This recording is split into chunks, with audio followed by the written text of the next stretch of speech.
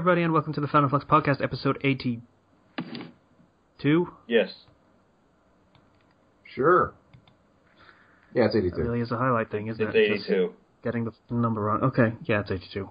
Alright, I am your host, KCW, and with me we have... Slicer. Hello. Zero. Hey everybody, how you doing? Kenshi. Hi, I'm Kenshi618, and when I walk through the produce section in the grocery store, all the cherries pop. BAM! That's a good one. Oh, That's pretty pretty That's a good. good one. Oh boy. Alright. Anyway. The silence after that one. Let it sink in. Yeah. Just let it roll around in there for a minute. Yeah. Just the tip, though. Yeah. Here's a tip for all you would-be, players of Just the Tip. It never ends with Just the Tip. Alright, so... what the fuck have we been doing? Christ knows. Slicer, go for it.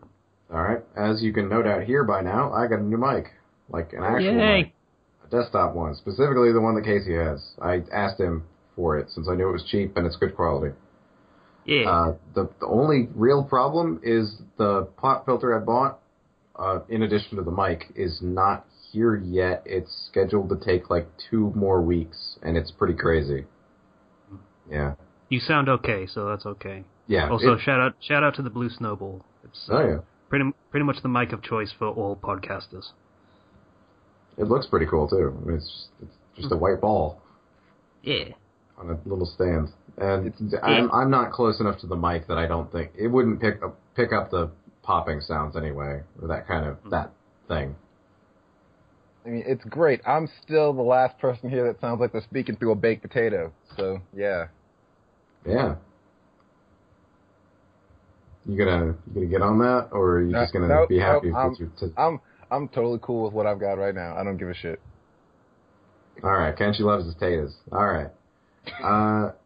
For April Fool's Cherries Day, too, I don't know if you guys saw this, but for Monster Musume, they had a guy just badly trace all the pages of the next chapter. That was annoying. See, it would be funny if they then replaced it with the actual chapter a day later. Yeah. They didn't. That was And April Fool's there is joke. no next chapter yet. It's kind of sad. In fact, the day has rolled over, and on Eat Manga, when the chapter hasn't come out yet, it says something along the lines of, the next chapter will be out in blank, and then it's underscored in letters that change, depending on how long it's going to take. And it said 3 hours ago, the last time I checked, that it's -0. That shouldn't happen.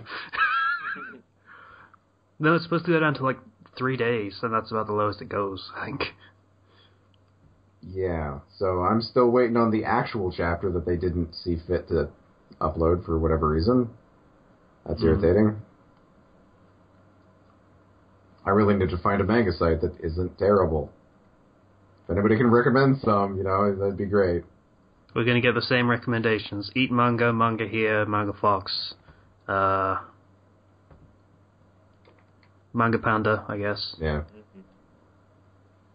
Manga Panda's great for some series, but other ones not so much. Like Hero Academia, the pages were really out of order. I don't know why.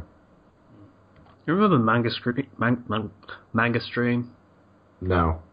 They used to do all the big series, so it had like One Piece and Naruto and Bleach and all those. And then they decided, that we're getting cease and desist letters. We should probably stop. And they did. All I know is one manga that did that. I used to read everything there. Yeah, and now no one visits that site because no one cares anymore. Yeah, they don't have anything there. They just have a list of manga. Yeah. You try to look at them, it's like, oh, it's licensed. Yeah, can't read it. And lastly, me and Casey started our Dark Souls Let's Play, which should be going up as soon as Zero's done with his Honey Pop thing. Yay! Which finished fairly soon, actually. Probably by the time this video comes out. We have like 6 hours of footage that's sitting on my hard drive. Yeah. By the way, 3 hours of footage is 50 gigabytes.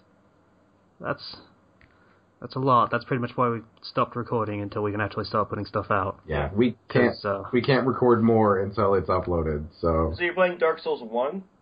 2. Oh, okay. Scholar of the First Sin, so the updated re-release. Yeah, I want to see that. We ran into one specific area that was very bullshit, but we got past it. And Slicer may have led me into... Slicer's a dick sometimes when he has control. Yeah. It was great. But just a warning, the first 3 hours we had some audio issues, so it's not going to sound amazing. Well, okay, I've never heard it, so I guess Casey would be a better judge of that. It gets better after the first 4 episodes. Well, it's what it's going to be. But it's not horrific or anything. It's just kind of tinny and bleh. Yeah, the second recording session is when I got my mic and we fixed that issue that we were having. So the rest sounds great, but those parts, not so much. Wonderful. And that's it. That's my week. Okay. Zero. All right, so I went and I found a new light novel that I was going to read. It's called Invaders of the Sixth Atomic Room, is what it translates to. Right? And it was a light novel series. And the premise was this guy goes into... he's looking for this room to rent because his dad's away and he needs to kind of live on his own during high school. So he finds this really cheap room for like 5,000 yen a month, which is like $50. Right? And that's ridiculously awesome. So he goes there. Turns out there's a ghost inhabiting it. Right? Of course. The ghost is trying to kick him out. He experiences some supernatural phenomenon later on, falls down a hole or whatever, and then now he can see the ghost. And then all of a sudden, underground people burst in like, yeah, we need this room. And then aliens appear and they're like, yeah, we need this room. And then a magical girl appears and is like, I need to protect this room from evil magical girls, and they all believe she's a cosplayer. So it's kind of chaotic, and it's really well done with how they develop the character relationships and the characters. So I was really liking that. And then I found out it had an anime. I go to watch the anime. The entire first volume is in one episode. What the heck? That sounds like kind of a waste. That was horrible because the first volume, like, it spent introducing the characters and then developing some of the relationships between two of the characters and kind of making it go at a slower pace, and it was well paced. Entire first freaking volume in the first episode. The second volume was in the second episode. What the hell? Wow. That's moving fast. And third episode, hey look, tons of fan service everywhere. And the animation was horribly like generic. Like the character designs are actually are better on the light novel cover than they are in the anime. It was just bad. And then I was reminded that anime can ruin stories really badly. Yeah. Bad directors will do that. Or whoever fills the directorial role in that scenario. Sometimes. Yes. It's not at all common, but it happens. But it was paced really well in the light novel, and it kind of ruined it for me watching the anime. So I also started a new anime. I started a few new ones because a new anime is coming out. One of them is called Punchline. All right, and it's typical sort of. I guess it's kind of fan servicey, but the thing is, at the beginning, the main protagonist gets his soul separated from his body following a bus hijacking incident where some magical girl appears and whatever crap. It's like fully coolly level of randomness that just happened. Right. What's this called? Punchline. And it turns out, and then his soul gets separated from his body, and it turns out whenever he sees a girl's panties that gets aroused, he gets into a superpowered mode. But the second time he sees a girl's panties that gets aroused, he summons a meteor that wipes out humanity. Instantly. And I've suddenly lost all interest. And I thought that was hilarious. Because as a ghost, he can go, like, since he's a spirit now, he can go back through time because he's not bound by time. Zero? Yeah? What happens the third time he does? Is it a second meteor? Double meteors. Probably. Is that what happens? So, yeah. So the premise is he has to find this book so he can take back his body that's been possessed, apparently. And he has to do it, well, one of the girls in his, like, housing area has that book, and he has to find it without getting aroused twice, or else he wipes out humanity and has to go back in time. So he can just fix it. Okay. Yeah. Okay. So it's kind of hilarious and random, and I want to see where it goes next. It's called Punchline. Okay, that sounds interesting. Yeah. Ish. Also, I went and I watched the anime adaptation of Seraph of the End, which I had not watched before, but I recommended because I'd read the manga. It's actually a bit better than the manga, so kudos. How's that spelled? Seraph, like Seraph of the End. Like the angel? Yes. Okay. Okay. Also, okay, so I work at KFC, and we just started the rice bowls. Oh, really? Yes, we started the All things that aren't chicken, because that's no, exactly it's like what you have KFC. a rice and then you have the chicken and stuff on the side, and it's weird and unique, and we now have rice. So my Can't wait for McDonald's to try and copy it. so my manager, what she did was she took it's KFC and A&W that I work at, so we have a grill for like the burgers and everything. She takes a bunch of rice, throws it on the grill, and then starts putting soy sauce on it, then gets some eggs, and she starts making KFC fried rice. Something that she came up with. And so she like gets like some bacon, and she starts chopping that up and moving that in with like the scrambled egg and the rice. And then what she does is she cooked 2 burgers, and she started cutting them up and mixing them in there too. So like some parts of burger, some parts of bacon. It was really good. Are you KFC allowed to rice. sell that since it's not on the menu, or? No, we just ate it. It was ours. Okay. We ate it. Oh, cool. We do a lot of we're allowed to experiment with food to a certain extent. Like, for example, making grilled strips is one thing that we do. Yeah. As long as you don't serve it to customers, then it's okay. Yeah.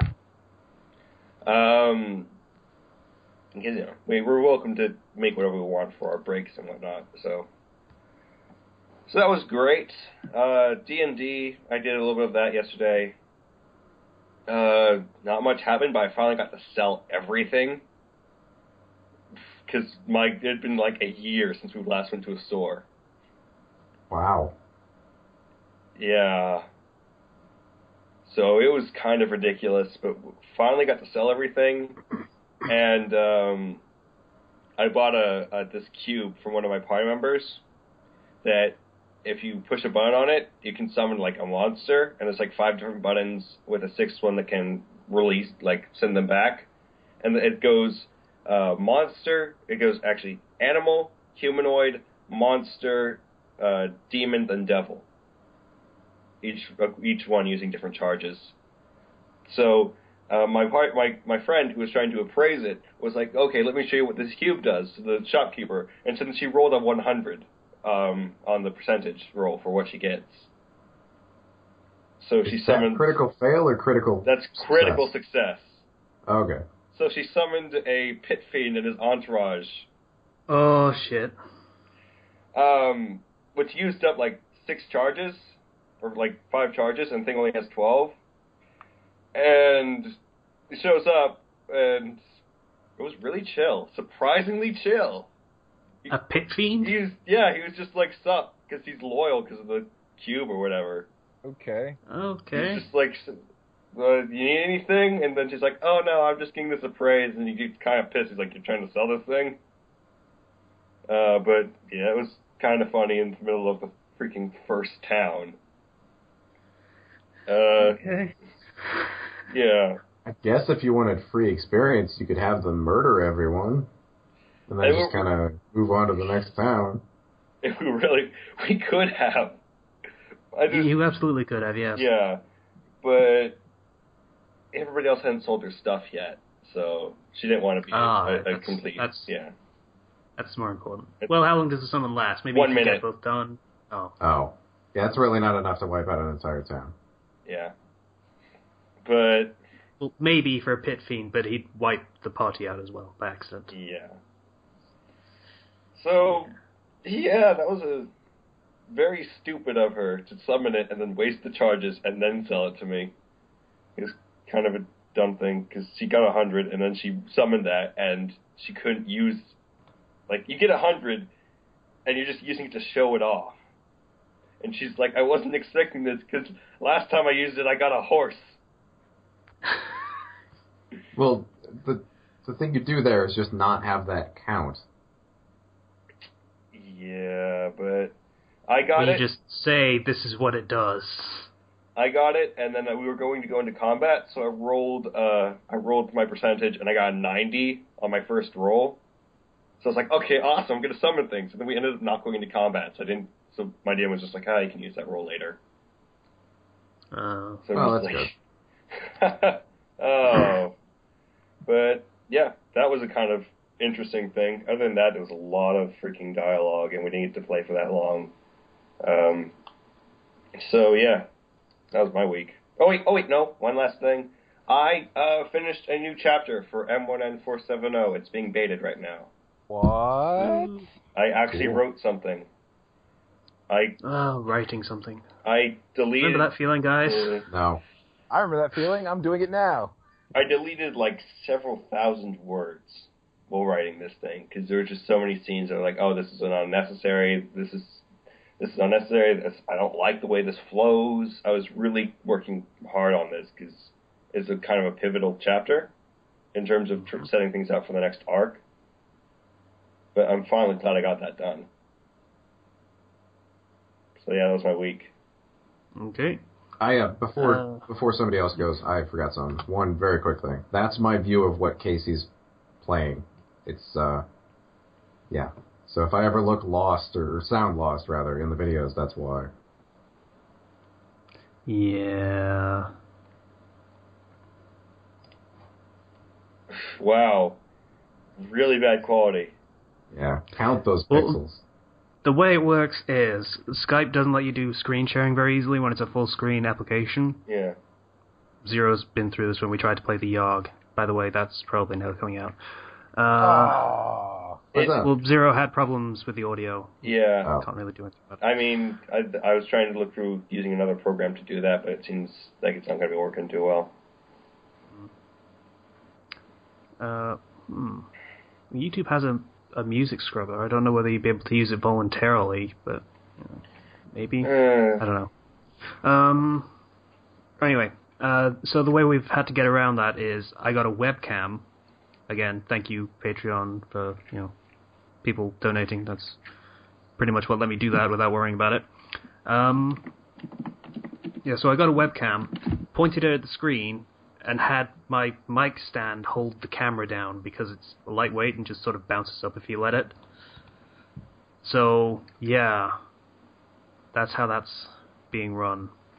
Yeah, I'm actually watching things through a webcam, which the quality is, as you can see, not great. And it's watching a screen, which means it warps the colors a lot. Mm. Yeah. It's a good thing I don't need to play. You guys didn't try to window it?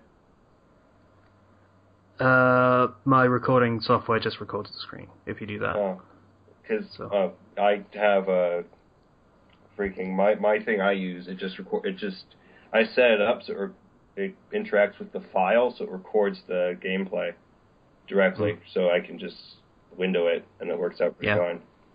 Mine doesn't do that, but it's easier using this one anyway. Yeah. Ken, you're next. Kenny.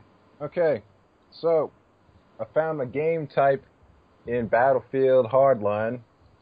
It's Hardcore Team Deathmatch, because apparently I slaughter in that. So, yeah, go me. Ooh. Let's see. In addition to that, yesterday, or should I say this morning, because it was technically midnight, I got Mortal Kombat. And I love it. I love it so much. It's great. Is it actually as drab and brown as it looked in the trailers? Yeah. Okay, I'll skip that one then. Wow. Well, you don't even play fighting games anyway, so it doesn't matter. I played 9. Well, anyway, it works for me. I can't really say too much about it because I've only really played it for like 3 hours. I went to sleep like right after I got back because I had to install it, so I fell asleep while I was installing, and I woke up and played it for a few hours before we got on. But I'm beating ass so far, and it's great. Against the same guy, apparently. Just over and over again. No, it wasn't the same guy. Like, I went into a room, and he never left the room. Eventually, I had to leave the room, and then I got into another room, and that person didn't leave the room. So this is just basically how it goes. People don't know when to cut bait and just give it up. They don't know. It's just not worth it. Which I'm fine with. I'll keep handing out ass whoopings. More points for me.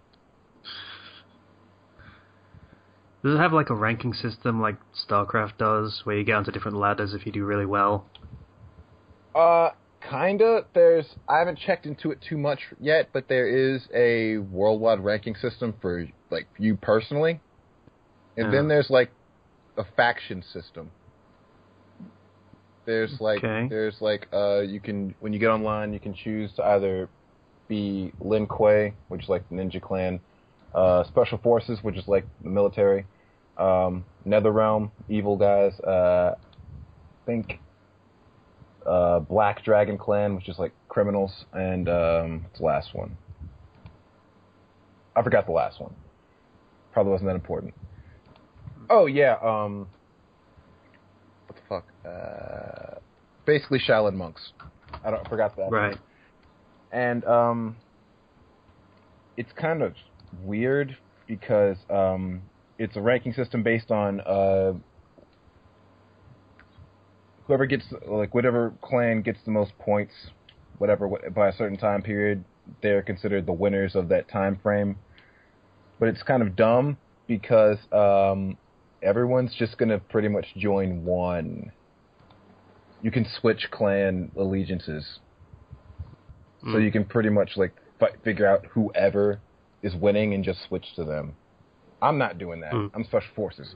But everyone else is doing that. Which, coincidentally... Does it limit your character selection? Like, only the Lin Kuei Ninja Clan can actually pick Lin Kuei characters? No. So you can't pick Scorpion if you're someone else, for example? No, you still have access to everyone.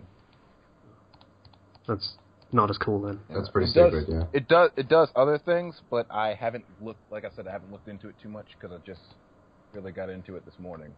So, I've just been playing the story for now. Again, Scorpion would probably be Outworld or something. I don't know.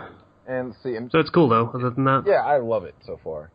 Okay. I've had to retrain myself to play this game because I haven't played Mortal Kombat in so long, and I keep thinking block is back because I've been playing this shit out of Street Fighter. It's not back. No, there's an actual button for it. Yes, there's an actual button for it. I vastly prefer the button block. Yeah. I still win all the time. Like, I can count on one hand the amount of times I've lost today, but still, it's a little disorienting. And in addition to that, my wrestling training is going fine. I spent, like, practice was Sunday, so yesterday I had the day off from both work and whatever, so I just basically spent like 3 hours in my backyard practicing drop kicks and flippy stuff. All right. Your backyard would be the ideal place for that, yeah. Well, I don't. Where would be the ideal place for that, Sliciness? Your backyard? That's what I meant. That's what he said. Oh, I said it wasn't the ideal place for it. Yeah, so I've just been jumping off elevated platforms trying to do flippy stuff. You can imagine how well that goes. I like flippy stuff.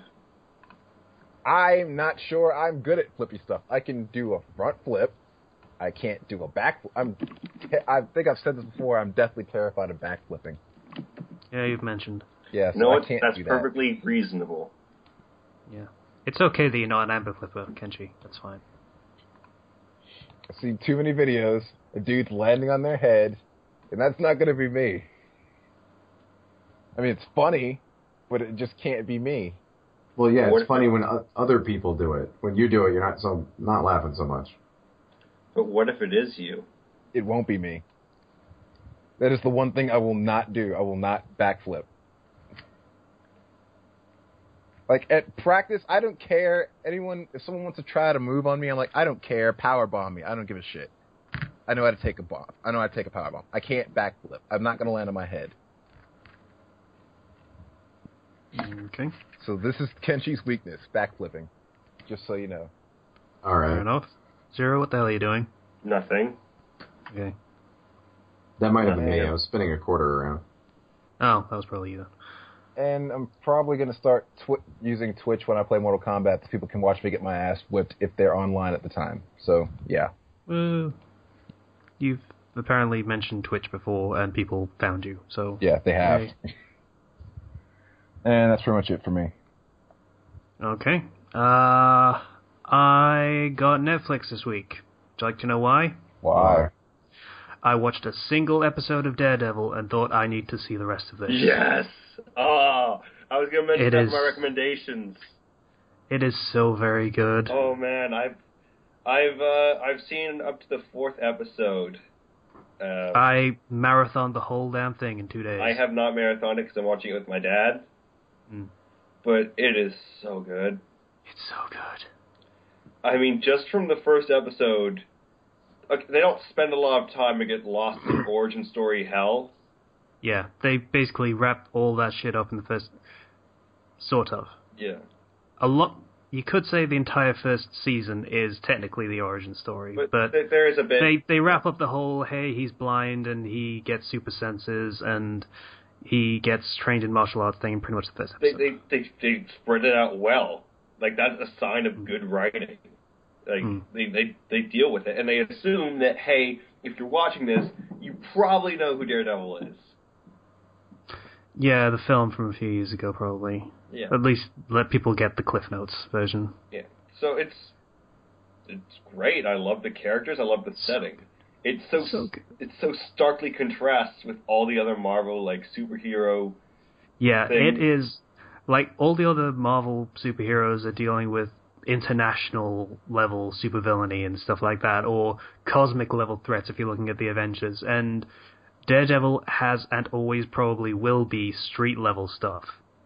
So it's all about small time and organized crime. He's not going to go much higher than Kingpin. Yeah. He can't. I mean, that's his ideal spot. Yeah. So,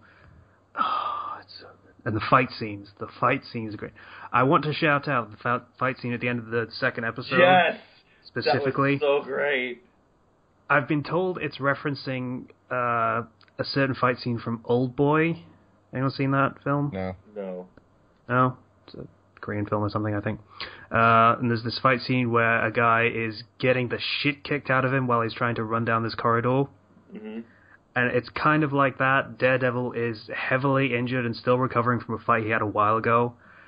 And there's just this still camera shot looking down a hallway. Yeah. And him breaking from room to room in that hallway. And sending guys out and beating them up. And he's kicking the crap out of guys, and they're going down, and he'll go on to fight someone else, and that guy that he just knocked over tries to get back up again, and since he's still injured, he does this fancy spinning kick, but then he stumbles and has to lean on the wall because he's so completely out of it. It's so good. It's so good. It's so great. And, oh my gosh. Apparently, I've only heard that he pokes fun at the fact that he's blind. So if somebody makes a motion, he points it out to them, like, "Hey, I'm blind. Yeah. Why'd you do that?" Yeah. Yeah. Somebody nods. You just nod. Oh, yeah. Sorry. Yeah.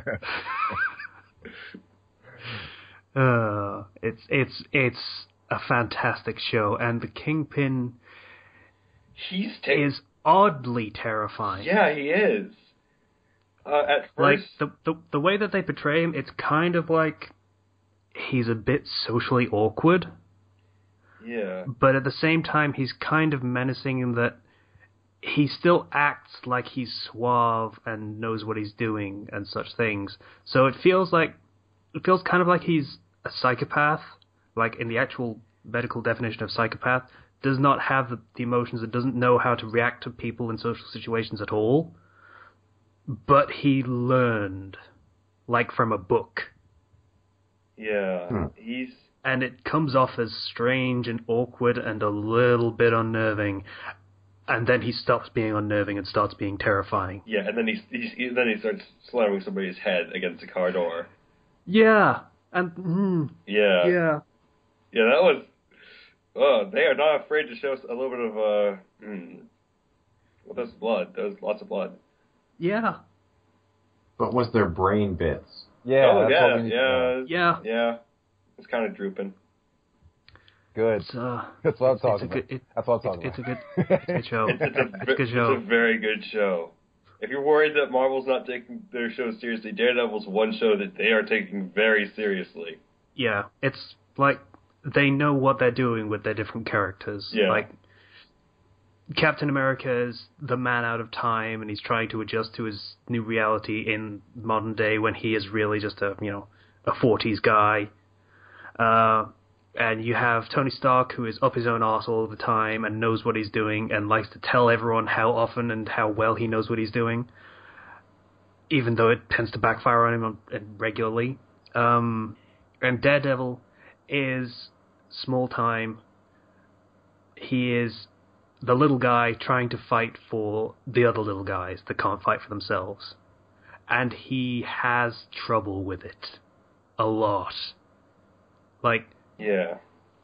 his whole thing is pretty much fighting against the machine. And he does not really have the tools to do so more often than not. Both as Daredevil and as a lawyer, he's trying to do things right. Well, he's not Batman. He didn't travel the world and learn all the martial arts or anything, or have an infinite amount of money to pull from. No. Yeah, and that's what makes him so interesting, is because he's really the underdog. Yeah. He is the little guy. He is the regular guy who grew up in a shitty neighborhood and wants to do the right thing by that neighborhood. And that's really more Marvel's take on the whole superhero thing. It's the regular guy doing the right thing. Yeah. More than it is, Superman, which Batman is basically a Superman without powers. Pretty much, yeah. For all intents and purposes. So, I really like their approach. It's so very good. Yeah, I was. They didn't just copy and paste the Avengers stuff. It's so good that they didn't do that. I was very surprised by the quality of it just from the first episode. Like, wasn't that sort of the problem with the Agents of S.H.I.E.L.D. thing? They just kind of copied the Avengers formula? Yeah, they copied it without having any of the, big star power or any of the superheroes. They eventually found their own rhythm, at least. And I think that Marvel learned from Agents of S.H.I.E.L.D. on how to make good shows, at least a little bit. We should just make it its own thing as much as we can and play to the character's strengths. Now I need a Spider-Man show. I want it, but it's not going to happen because he's. It's not going to happen. No, they're doing a film. Yeah. Just put him in a show. It works better as a show. No. I think Daredevil works as a show because it's ideal for like a crime procedural because he's a lawyer. Yeah. So he's trying to help this victim who is wrongly accused of something, and he's trying to find the actual culprit and such. As Daredevil, he's Daredevil by night and lawyer Matt Murdock by day. So, that works as a series. Yeah. Spider-Man is a bit bigger than that. Because he fights some real superpowered freaks. Yeah. Like, he works as an animated show or movies. Yeah. Spider-Man is city level, and that's a very big difference from street level. Yeah. Yeah.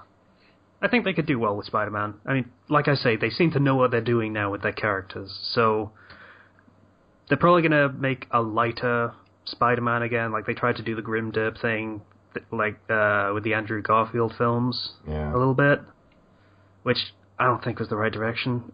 I'll be honest, I think the Tobey Maguire films were okay. That was probably the right way to go with Spider-Man. The thing is, Spider-Man eats a lot of crap. Like, that's his thing.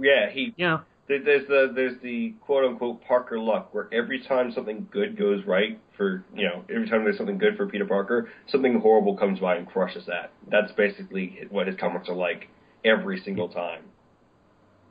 Well, they have to be, because if he keeps that good stuff, then the comic is over. But it's like the comics are cruelest to Spider-Man. Probably. Also, One More Day is still shit. Anyway, so Everybody go watch Daredevil. Please, I'm please. probably- Like right now. It's I can't so watch good. it right now. I'm here with you. Okay. But do it like right after this podcast. But- If you really have to listen to us, fine. But just after this podcast, go. Don't tell people to Daredevil. stop listening to the podcast.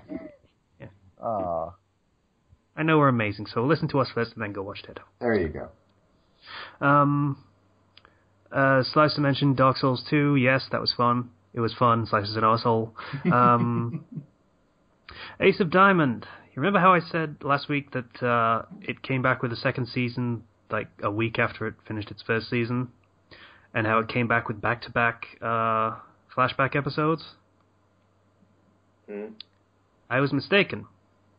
It came back with back-to-back-to-back flashback episodes. Why? I don't know. I honestly don't know. It's gone beyond silly and gone into embarrassing territory. I don't know why they're doing this. What? Why? Just I can't think of a good reason why. Not enough content or what? It must be something like that, because there is no reason to spend this much time on flashbacks. Yep. Like, they may as well have just said, hey, remember that episode that we did, like, ages ago? Here it is again. Because that's literally what it is. It's flashing back a single game. There's no point. It's stupid. Yeah, so I'm still patiently awaiting them getting back to actual, episodes. That'd be good. Aside from that, I got Tale of Two Wastelands working. Yay! Which is the Fallout New Vegas engine with Fallout 3 content added to it. Why the fuck did I do that? I hate Fallout 3. Because mod.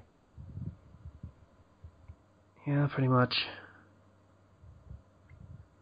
It's okay. I mean, it's still Fallout 3, which is bad. But no, really, why did I do this? I don't understand why I did this. I spent so much time on it, and it's just completely pointless, and it's ruined my mod order. Yeah, I don't...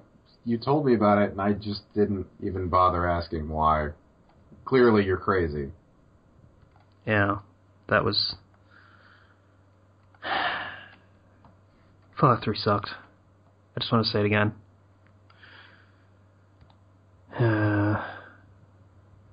But anyway, that's the best segue I came up with for the segue to our next topic, which is mods. Fallout 3 sucks. Yeah, so mods, adding things to a game that the developers don't really want you to add to the game. Or can't, because copyrights. If you like. Yeah. So, anyone on the podcast besides me actually use mods at all for anything? I tried to, yeah. Nah. Why not, Kenshi? Why don't you like mods? Because I don't play on PC. Oh, right, because you console scrub. Suck balls. Would I be a console scrub if I refused to use a keyboard and mouse for games I play? No. Okay. Controllers have become accepted because they're better. And I've always known they're better, but a lot of snobs seem to think that, mouse and keyboard, it's not a better method to use. Yeah, so mods. Adding things to games that can make things more fun or more interesting, or add something that the player wants to the game to make it cater more specifically to them. More often than not, that means nudie mods. Let's be Yeah. real. Nothing wrong with that. It's good, clean fun. Yeah. Well, clean. That was a hand wiggle. It's fun. motion, by the way. It's fun. You can clean up later. Sure, we'll go with that. Yeah. But more often than not, they add really cool and interesting things, and Bethesda have pretty much capitalized on the entire concept. Oh, yeah. Yeah, they have stopped making games at this point. They just make frameworks for games. Great. And am I the only one here who played Diablo 2? Possibly.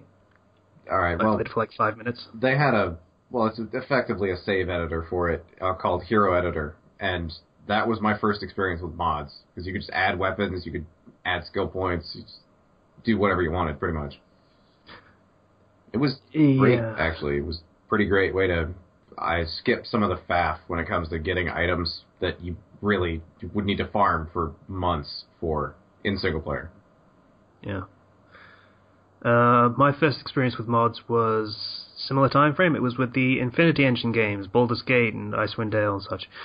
That had a similar thing to what you're describing. So it had Shadow Keeper, so you could edit your characters and such, so you could give them stat points, and you could add items from the game code and just drop them in your inventory. If you drop the wrong items, it would sometimes break the game, but, you know, you take the good with the bad when you do that kind of stuff. And then there were the other things that you could add. Modding has changed a lot, by the way. Oh, yeah. Because nowadays you have things like mod managers, and you've got to keep an eye on your load lists, because games are so complicated that they often use a lot of different elements at the same time. And you've got to keep an eye on that so that it doesn't, like, conflict at all. So, yeah. And that sort of thing was not a thing, like, 10 years ago. Probably less. Like, Oblivion got that kind of thing, I think, in about 2008, maybe? And before that, we had, like, you get a mod, you drop it directly into the game source code, and go. And if you try to add too much, then it would inevitably break your game. Yeah. Irreparably.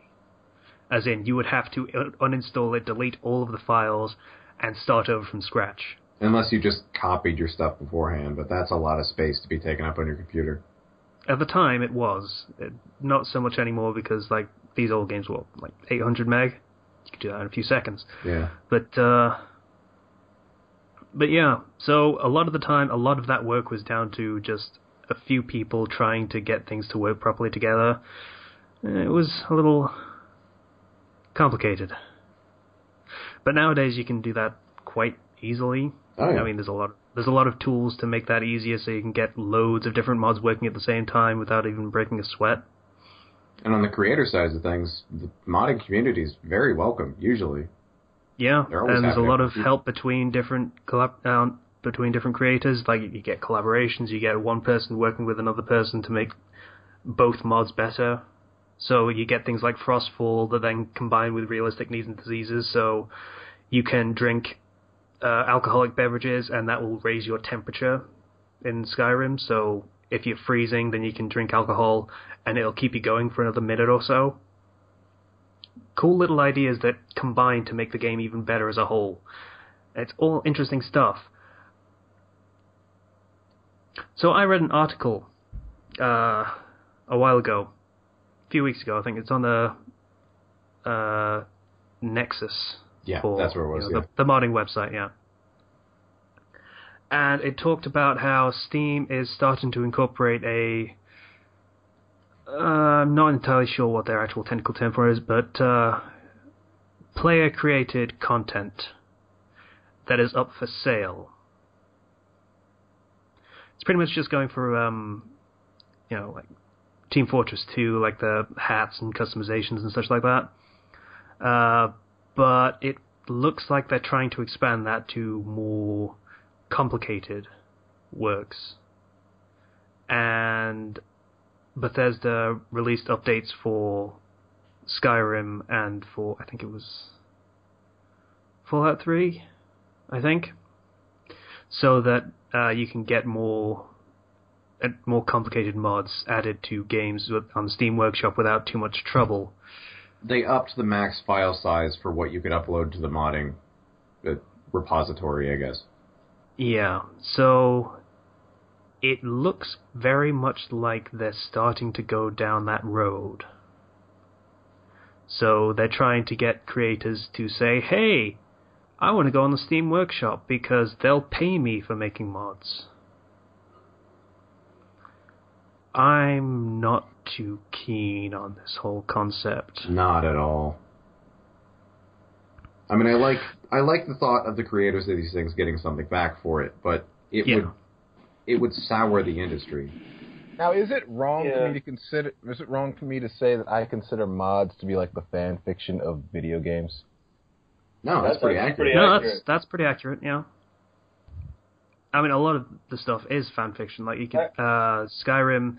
There's a Helgen Reborn mod, which is literally you meet a character and he says, "I want to rebuild Helgen now that it's been destroyed," and you get all these different characters and they're like, "Hey, they've got a history together. Oh, you remember that time when ha ha ha," and it's fan fiction writing. Like, Helgen is that that town you first start in, by the way, the one destroyed by Alduin. I imagine that, it's kind of okay for, like, a lot of these content creators, a lot of the effort they put into it, sometimes, it takes a lot of time. Sometimes they have voice acting in their mods. Like, a lot of the really big, humongous expansion ones, there's some that are big enough to be DLC. Yeah. So, I understand the kind of the want to be compensated for putting in so much effort for that. Especially when they can use things to create kind of their own assets in there as well. Well, I wouldn't use voice acting as the example. That's a lot easier than it used to be. But I mean, there are entire mods where they create, like a lot of the armor mods, they create that armor from scratch. More or less, yeah. And there are character mods where they create that character from scratch and have a completely unique model and everything that the game previously did not have. That's an asset that they made, and I think it's kind of fair to want compensation for that. At the same time, it's a mod, and mods have been free for so long that kind of paying for that feels kind of disgusting. That's part of it, but that's not all of it. I mean, I could swallow all of that. But the problem is, like I said, a lot of the time, mod makers are very collaborative. There's like a community to it. You go on the Nexus and you'll see not even dozens, hundreds, thousands of mods that consist of part of other mods. Yeah. So there'll be a mod that does one thing, and another mod creator says, "Hey, I'm doing this thing, and I think your thing that you just made would be a great part of my mod, and would add a lot to it." They work a lot together, and they'd say, "Yeah, go ahead, add it to it, and it'll be great, and we'll both get some fucking respect and admiration." A lot and of mods typically work together. So what you're saying like this, the problem is by making it cost more, instead of cooperation, there's going to be more competition. Yeah, there's going to be. Like, there will be a lot...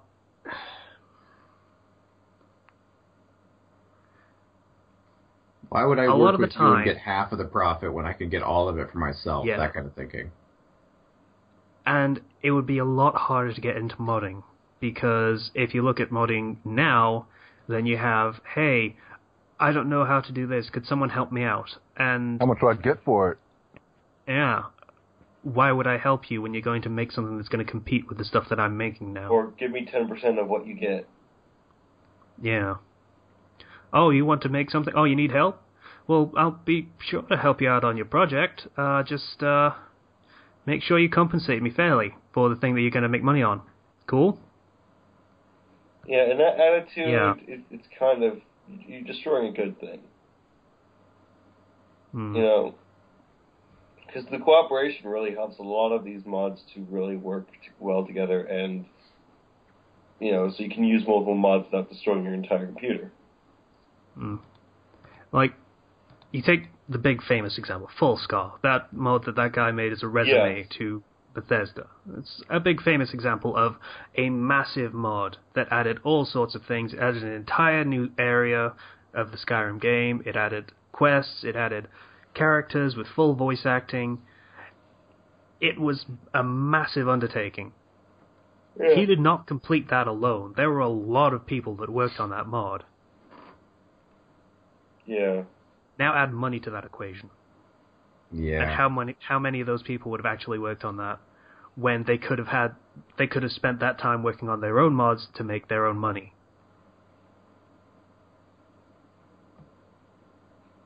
That kind of thing, I feel, it just wouldn't happen anymore, because there will be no benefit to it for the smaller people that aren't, that aren't going to be able to put their names to it, because you can only be one named creator. That's it, as it stands now. Eventually, it's going to make it so the biggest names in the market are going to be those who are motivated enough to want to do it for money. So they're going to make something really great, probably, but other people will try to follow by example, I suppose, and then you get a bunch of people that are just in it for the money. You get what happens when somebody makes Flappy Bird and everybody copies that with their own bird-based mechanics and things. It's basically going to be one thing makes a lot of money. There's going to be a lot of knockoffs there, and originality is going to start to die off. Mm. And then there's another factor of the whole system, which is those mods that are going to be paid for, they have to be vetted. Yeah, pretty much. They can't become part of the game or attached to it in an official way like that without being vetted heavily. And I don't know. So the development staff, the publishing staff, Steam itself, probably Valve directly, have to have a say in whether this particular mod is worth endorsing to the point of saying, okay, people will pay for this content. Well, there goes a lot of mods. Steam itself doesn't allow nudity, I don't think. So, yeah, good luck getting your nude mods in. Yeah. This is... I feel like for a while there will be a subset of the modding community that just says no to this. Yeah. Yeah. And keep doing their own thing. Hopefully that's a very large portion. It remains a large portion, but I feel like that portion will shrink as time goes on. Yeah.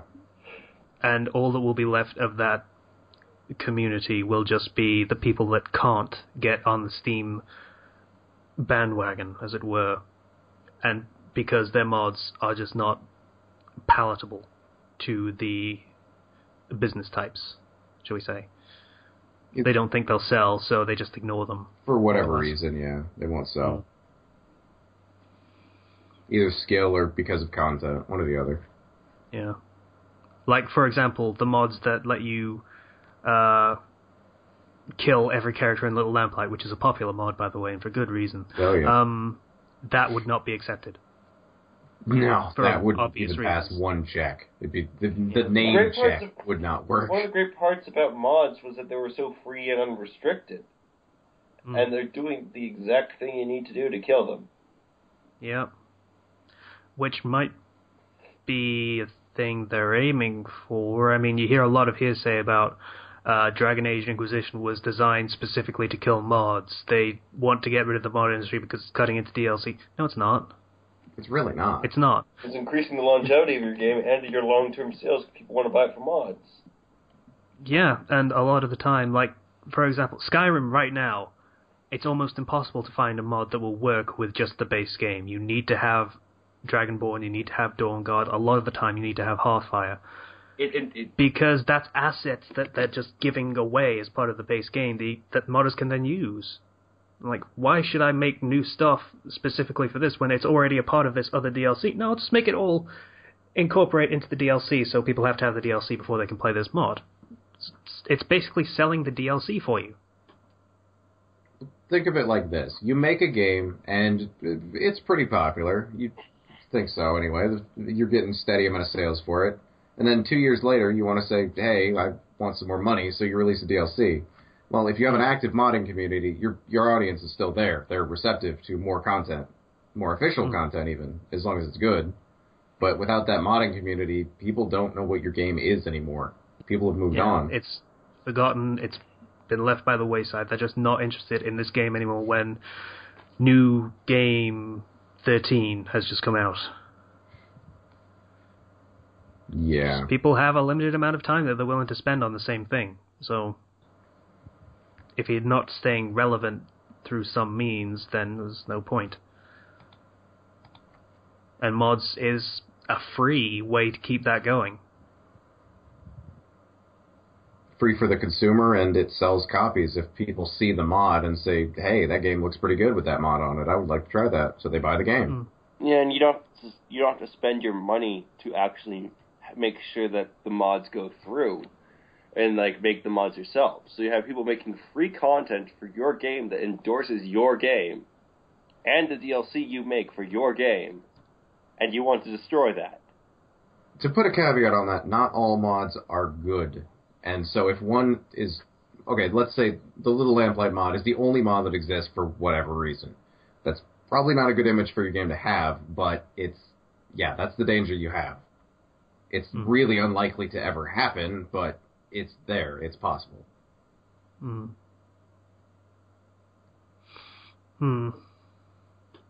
Yeah, so I thought that was a topic worth discussing. I felt like it. At the very least. Pretty good. Yeah, I was just going to stick with the regular, hey, remember these mods? They're kind of great, aren't they? Yay, mods. And then, that whole thing happened, and I remembered it, and we thought, that's kind of an important thing to talk about. I gave you the segue too early. I was going to talk about some New Vegas mods that I had, but whatever. Oh, go for it. Go for it. We've still got like an hour left. More than that. One of them was the mod that just increased spawns. So the Wasteland actually had raiders and stuff in it fighting the NCR patrols, and it was good. War Zones, was that? Something like that? I think it was Highway of Pain or Wasteland of Pain or something like that. World of Pain. That's it, yeah. Yeah. That one... Everything is pain. Yeah. I think that was actually two different mods. One of them increased all of the hangout spots for gangs, whatever the gang was, raiders, kings, that kind of thing. And the other one increased the population of patrols. So it worked very nicely together, and you ran into battles all the time. The only problem with that being is you had endgame gear like 20 minutes in, because you could just loot the dead bodies of the high-level enemies that were fighting each other. So it was a little broken. There's like a sewer area just outside of Good Springs to the north on the road that had a glowing one who was like level 20 or so. And they ask you to kill him immediately when you get to the town. Yeah. So that's... It broke the balance of the game a bit, but if you know what you're doing, it's pretty fun. Yeah. See, there was some gun mods it both enhanced what the people have, and then there was just a gun store in Good Springs that it was great, actually. Yeah. It had everything. Yeah, it's good stuff. Oh, there was one that I didn't get into the second half of it, but apparently there was one that added a bounty station, so you could become a bounty hunter, and it had a story to it. Yeah. I think it had voice acting in the second half, but I never got into it because I modded my game too heavily, and it didn't run very well. So I played it for, I don't know, a week or two, and then I just stopped. Yeah, it wasn't like a Radiant thing. It had very specific characters that you needed to go and kill and such thing, or rather bring in or whatever. Mm-hmm. Yeah, I didn't get that one. I had a bunch. It's cool stuff that it can add to the game and such things. There was actually a surprising amount of really high quality companion mods too, just both to enhance the existing ones and then give completely new ones. Yeah, Willow's pretty good. I had an interesting experience with Willow in that the dialogue for sex is not very obvious the first time, and so we just banged in the middle of one of the casinos. Oh. Okay. Yeah, that was interesting. Bit of an exhibitionist then, isn't she? Yeah, I guess so. It was the Gamora, though, so I mean, that's pretty much like a Tuesday there. Or rather, you're an exhibitionist, and she just went, well, alright, I'll go along with it, I guess. It's not my thing, but you're apparently into that. Yeah. That was a good mod, though, otherwise. It was just a little surprising for her to suddenly be naked and dancing in the casino. Yeah, well, again, it's Gamora that used that. Yeah. I wasn't paying attention and I heard naked and dancing in a casino. Well, that's what you get for not paying attention, isn't it, Zero? Yeah, you also listen back to the episode. I'm not repeating that.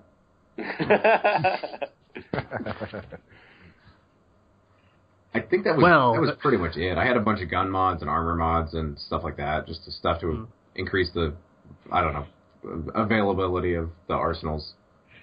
So I always went right for the end game stuff, and I never really got to experience anything else, because it was best. Why would I not use it? Yeah. There's all sorts of cool stuff that mods can do that are just not even planned for by the developers, not even considered. Mm-hmm. Like I mentioned Frostfall, where it makes it really fucking cold and makes that a really bad thing. And I've forgotten what it's called. Civil War overhaul for Skyrim, because Civil War is boring. I've talked about this before. It's real boring. And they revamped it so, the Stormcloaks have giants, and there are Imperial battle mages, and dragons can just show up in the middle of a battle and say, hey, what's up? And breathe fire on everyone. It's pretty great. And you actually get, the enemy cities are actually enemy cities, so if you try and go into one, everyone will try and attack you immediately. That really screwed up the Thieves Guild for me, by the way. Yeah, I'd imagine. That was a problem. Yeah. I actually kind of want to play Skyrim now, if I had that mod, because that sounds interesting. Yeah. Some cool stuff. A lot of open world games like that. A lot of more linear games have more limited options. Like you'll get skins, sometimes you get guns. Doesn't really go much further than that, but there's fun stuff to be had. A lot of games. It's cool. It's in most Bethesda game these days. They do add survivability things, like you've mentioned Frostfall for Skyrim. They do a lot of that in New Vegas, but it's not very in depth. That's not a Bethesda game. Yeah, that's Obsidian. Wait, it does? What? New Vegas was Obsidian. Oh, I was not aware of that. Yeah. Huh. Everybody go buy Pillars of Eternity. It's still a good game. Stop saying that.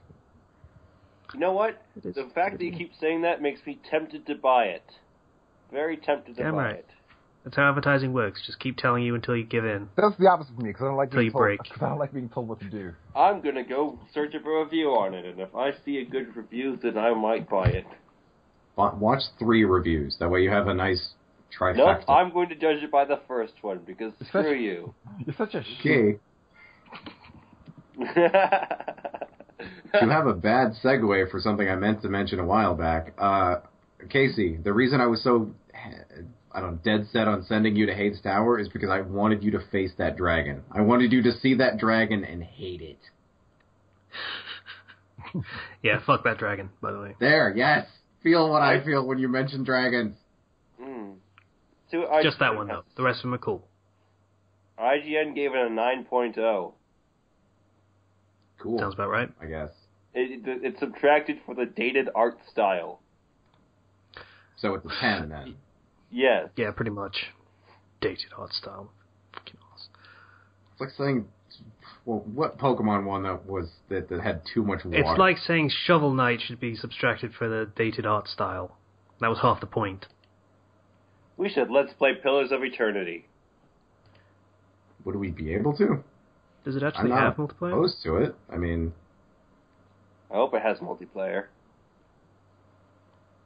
I don't know. I think it does. I might be mistaken. I haven't actually checked. I'll look it up. Even if it's not, I mean, we have a system in place. It's not a good system, but... It's a system. Yeah. I could always screen share as well. Yeah. Anyway, to move on to the next topic. Adult conversations. So, Slicer, tell us all about that adult conversation you had with Willow where she ended up dancing in the middle of a casino. It wasn't adult, and that was the problem. It didn't really... It was very vague about a lot of things. Yeah. Okay, so adult conversations when you're writing them. So, what this topic is about is you have 2 characters. They are not 12. Thus, they should probably not sound like 12-year-olds. Also, they should not sound like, I don't know, what you think your parents sound like when they're having a conversation. I don't know how to respond to that, actually. Neither do I. That sounds... So, essentially... How to write adults when you're probably not one. Zero, you take us away on this one because you're young and innocent. I'm 20 years old. You're young and innocent. Alright, so... Aww. Slicer's young and corrupt. Yeah. Yeah. First thing you have to realize is you can go in one extreme where you can try to look up big words and then have adults use big words. That's one possibility of trying. It's not a good possibility, but it's a possibility. That's what some people might do. Don't do that. Because adults really are not, like, in terms of diction, like, there's not too many things you have to worry about, because, if you're thinking adults curse all the time, some people might curse all the time, but... It doesn't so much say anything about their age as it does about their upbringing. Yeah. You can't see it, but I'm raising my hand right now. That was me whistling, by the way. Yeah. So, foul-mouthed heathens. I shouldn't be... I feel like you picked the wrong person to talk about this, but, I can don't know. kind of take that from there, I guess. Okay, yeah. So, like Zero mentioned, adults are actually lazier in their speech than children are sometimes. A lot of the time, yeah. Why would you learn more words? You are already an adult. You know all the words you need for the most part. Yeah. You're not in school, so there's no point in learning anything to impress people. Unless you specifically need to impress a certain person, in which case you would probably use bigger words in that conversation. Otherwise, nobody cares. Also, That or just tone down the laziness to your speech, if that's a thing. Anyway. most normal adults are going to dance around the issues that kids would dance around. Yeah. There will be no blushing and tittering laughter when they're talking about penises or whatever. Yeah. Or, There I might have a be crush still on this some of boy. that. They don't do that. I giggle like a child when people say penis. I mean, it's... Yeah. Really? Yeah, I mean, it's all a sometimes. matter- If I'm in the right mood, yeah. Totally. It's all a matter of characterization. Mm. You want to focus on characterizing people, and as an adult, you'll have some people who are childlike adults. You have some people who are more mature.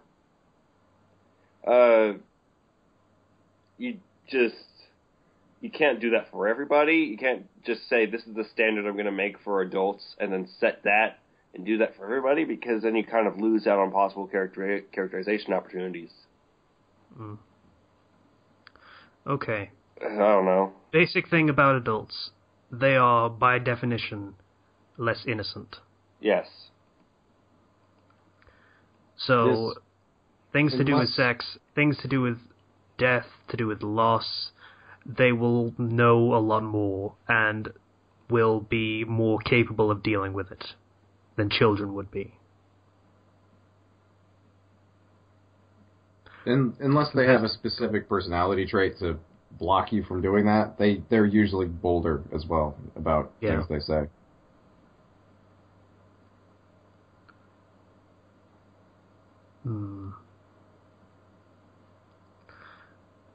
Beyond that, when it comes to positive things, a lot of times you'll find adults are more reserved when it comes to that sort of thing. Like happy times, they will not jump up and down and joy and such thing. That's not really... They're not gonna whoop and go woohoo and all that shit. Like, yay, we did it, or anything like that. No. That's a big event sort of thing. Like, you get a lot of people together and they'll sort of regress into that sort of behavior. Other than that, not so much. It takes a very specific kind of person to react like that. Yeah. That's not a bad thing. I mean, you can have a character like that. It's just, don't have everyone react like that. Yeah. It's a difficult topic, to be honest. It is, yeah. Without specific examples, it's kind of listing whatever comes up to the top of your head, I guess. Okay. Let's go with something a little simpler. An adult having conversation with a child. From the child's perspective, which a lot of these conversations are probably going to be because we're talking to fanfiction authors, and a lot of the time fanfiction is about kids or teenagers, they are going to come off as knowing more than the child. Regardless of whether they do, they're going to come off that way, and like they believe they do. It's that believing part that is probably the most important. Yeah. Like, you can make that an annoying trait, like, oh, he thinks he knows better than me, but he so doesn't. because I know better than he does because of this thing and this thing. Or you can make that as, they are my better and thus I should listen to them kind of trait. Like any anime would treat it, basically. Respect your elders and all that sort of thing. Mm.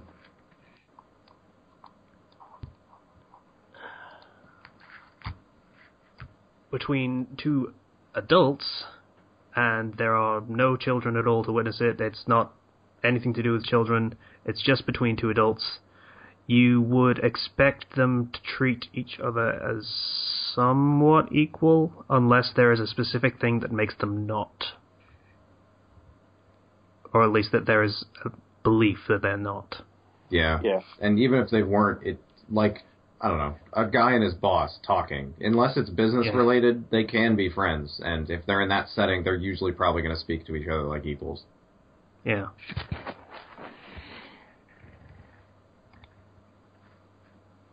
Hmm. And unless your character likes using kitty words, never use any kitty words. No. Just thought of that. I was just like, just don't. What kitty words do you mean? Yeah. Like poopy.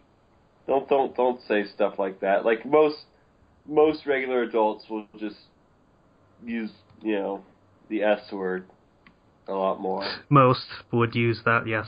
Most. Yes.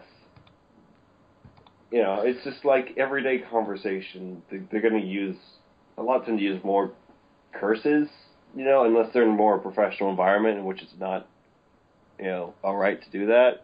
Yeah, and then they'll probably and ha over whether they should say it and probably go with, that. But because it's still not respectable to use, kitty words. Yeah. It's probably less respectable to use a kitty word than it is to actually swear. Yeah. Unless it's a parent, in which case that stuff just gets subconscious. You start using it in place of actual swear words. Yeah. Like, I treat my characters very different from me, so they do use swear words, because I understand that people other than me do that a lot, A lot. Well, a lot. Well, not necessarily a lot, but they do that in reaction to, things that happen. Mm-hmm. So you have to distance yourself from your characters enough to be able to write for them. Mm. They're not you. They're not going to have your exact reactions, and you need to try to understand that. If you're writing if you're younger and you don't know exactly how adults would talk, try listening to them. Try, even if you're just sitting at, say, I don't know, a bus stop or, something in public, listen to how adults talk to each other and how they treat each other. Mm. And it's that kind of research that will help you the most.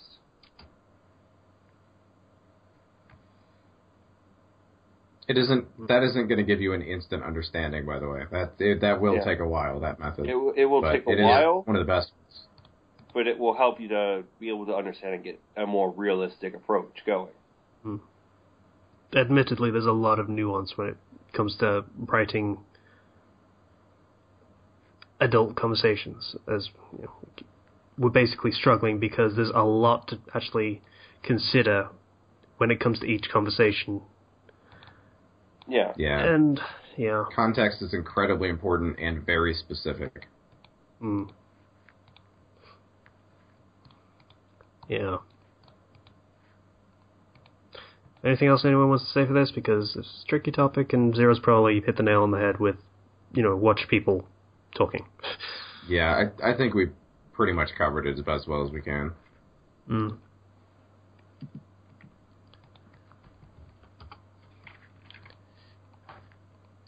Kenji says he's having conversations with other people right now.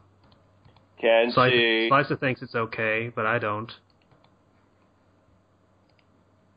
Somebody sent me a contact request on Skype, but I have no idea who they are. Usually it's a bot.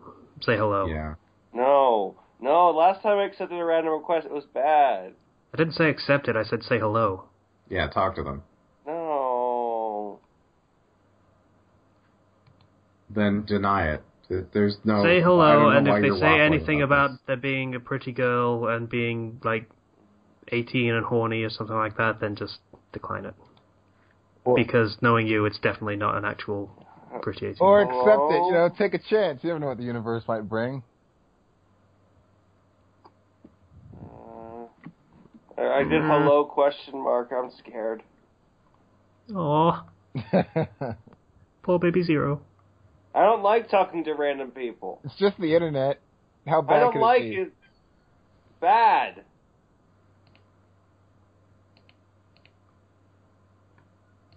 Don't be What's scared. happening, Zero? Don't be scared.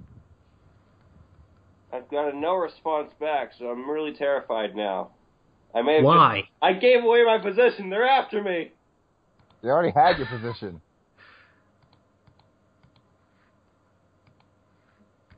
I am utterly confused as to where this conversation went. I checked out for like 20 seconds, and yeah. Do-do-do-do. Mm-hmm. Do-do-do-do-do-do. What is that? Oh, What was that? I don't supposed to know. be? I don't know who you are, Anna Schaefer, but I know that I don't know you. They're gonna send you a link to a picture of a penis. No, I could do that right now if you want. I don't want. No, Go ahead, Slicer. No. Why does your name say Anna Schaefer, but why does your Skype name say Anna Summers? I think you're a fake. Why don't you tell her that? Are you actually typing that? No. Actually type that. No. Go on. No. You don't know her. What do you care? No. Then stop talking about it. Make a move. Don't make a move. I don't go. Fuck. Just let's move along here. I Good gave God, you 4 I should not minutes. have Googled that. Thanks, Casey. What? Google penis. It's not pretty. Why? Why? You God damn said it. link a dick pic. I didn't tell you to do anything. Well, now we said that, I need to actually... No, you No. don't. No, stop. You really don't. Oh, God. Don't do it, seriously. It's like Oh, saying, God. hey, this thing smells like poison. You want to sniff it next? That's... Sure. I'll sniff That's it. a real close-up of a fucking knobhead. That's All right. that's all helmet right there. Anna Schaefer, you have not responded to me after 2 minutes. That's the limit. I'm declining. We have a third topic, right? It's not Yes. penises? There's a poster that says size does matter. Can we just move along, please? Okay. Why? Alright, the third topic is network decay. Okay. So, this topic's basically, hey kids, remember when Cartoon Network used to be good, or Nickelodeon used to be good, with lots of content and shows that you could perceive as good? You know, name brand shows from like late 90s, early 2000s. Hey, Arnold. Yeah, Hey Arnold being one. Was Nickelodeon ever good? They've always kind of been Yes. the SpongeBob Yes. channel to me. Keenan and Kel was fucking awesome. Yeah, they had all that shit. Slicer's too young. So. I completely blocked out live action shows because I saw one that was really bad and I forget what it was. It just didn't appeal to me at all, so I just assumed all of them were like that. There was Keenan and Kel. There was... Keenan and Kel was great. Who Yeah, it loves was. orange soda? Kel loves orange soda. Orange soda. Is it true? Oh, wait, no. I do. Ooh. Damn. Why do I remember that? Because it's awesome. I watched the Amanda Show. You know what else he did? Amanda Show. He put the screw in the Tina. Then again, I think I watched the Amanda Show mostly because I had a crush on her. So, yeah. It was me. God, I gotta YouTube this later. Yep. You need to link those two things. You need to link them after it's over. You remember when Keenan tried to climb the Sears Tower and put up a sign for a girl named Brianna? Yes. Then he ripped off half of it so it said, I love Brian. Yeah.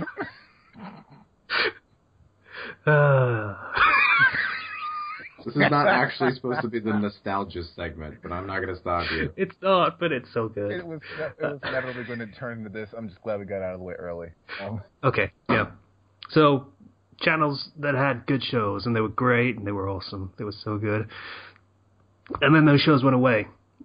and they were replaced with new shows that were maybe not so good.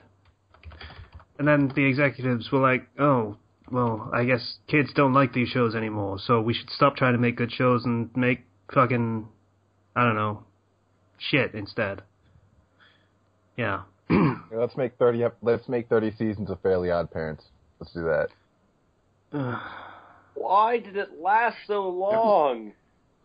That was a good show, to be honest. It's just, It was, and then it went downhill when they stopped running out of things to make it about. SpongeBob went on way too long.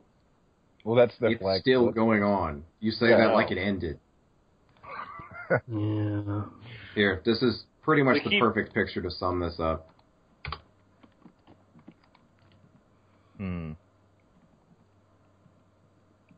Granted, they went a bit crazy with it because there are a lot more shows than just that. Those like 3, I think, are there. But looking at this just makes me sad inside.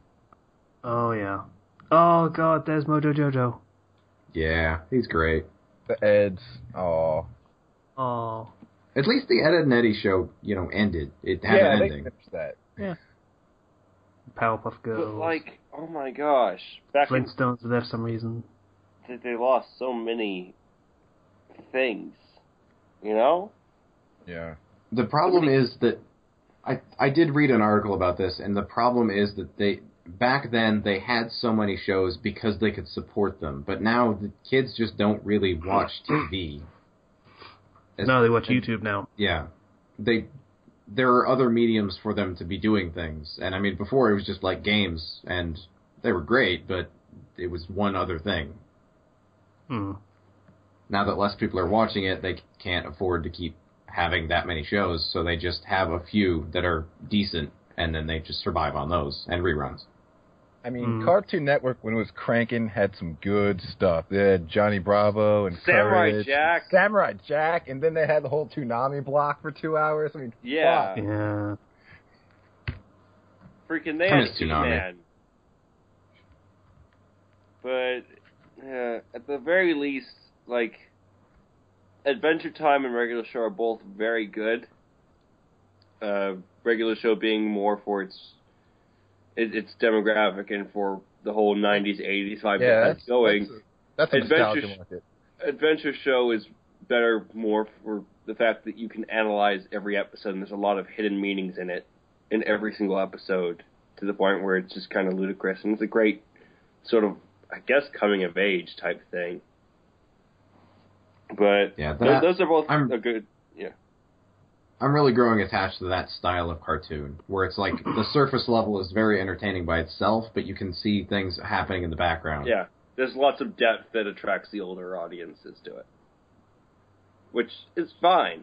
I mean, the whole Gumball show is ridiculous garbage, as well as a lot of the other shows they have on there now, but... Uncle Grandpa. I don't know, I thought Wonderful World of Gumball was pretty entertaining. Maybe I haven't seen enough episodes to be tired of it. I've only seen like 5 or 6, so yeah. They have at least there's a Sonic Boom show. I like that there's a Sonic Boom show because that's actually really good. I'm looking at this 2012 picture and I recognize one character. That might be. Yeah, they have a lot more characters now. It's just that those characters are really terrible. The quality has gone way down in terms of shows they produce now. Freaking Billy and Mandy. The less we talk about Johnny Test, the better. Oh my gosh. Oh, I hate that show. Oh. You know what? I found it watchable for approximately 2 episodes before I realized it had every episode was the same. Johnny Test literally began as a Saturday morning cartoon that Cartoon Network bought. And they were like, okay, you're ours now. Now make shows a lot everywhere. Wasn't it Canadian? I think so. Something like that. I don't know. What was? Johnny Test. Johnny Test.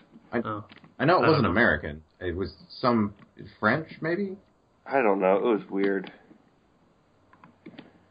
Yeah, it was originally on... Yeah? You can go. Okay, it was originally on the Kids WB or the WB television network back in 2005. And then Cartoon Network got it in, like, 2006. Continuing from the, like, second and third season. And I don't know where it's from. Oh. It airs in the United States on Cartoon Network as of January 7th, 2008, and in Canada on Teletoon as of September 8th, 2006. Ah, all right. But speaking of foreign cartoons, Total Drama Island was, or that series of Total Drama, whatever. I like those actually. They kept it going for a long time, and a great parody of like Survivor and other reality TV shows. So it was kind of interesting, but then they wrung it out a little bit too much for my sake. Yeah, about the time World Tour happened, they milked it dry, and then they kept going. Yeah.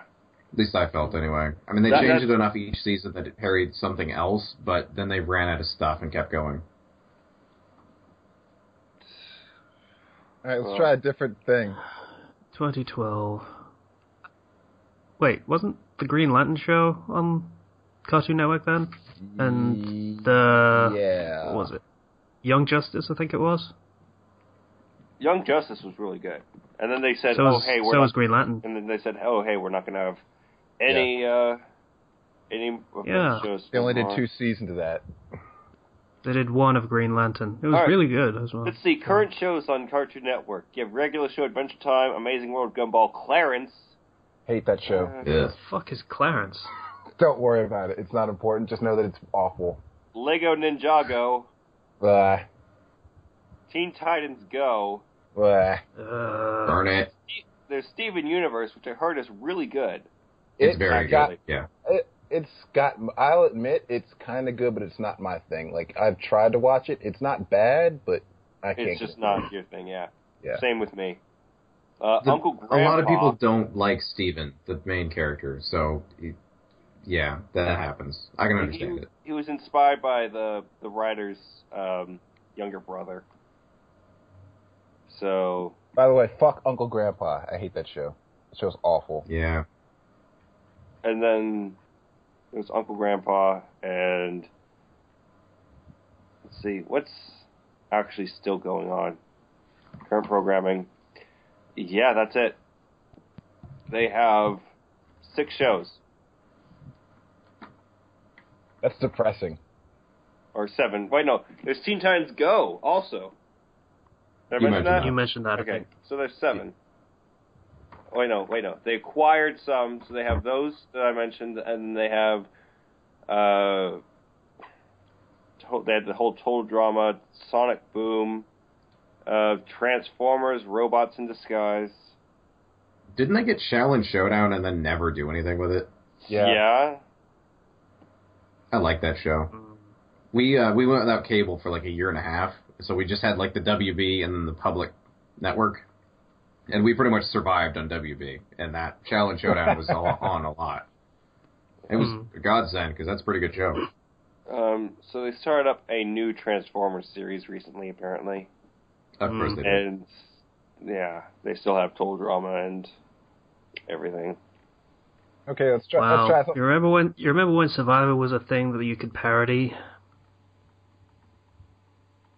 Yeah, No? not so much anymore. I don't remember that time at all. Maybe more of an American thing. Let's try a different network. Sci-fi. Sci-fi. What? Sci-fi. It used to be the Sci-Fi Channel, and they had a bunch of sci-fi shows, like Battlestar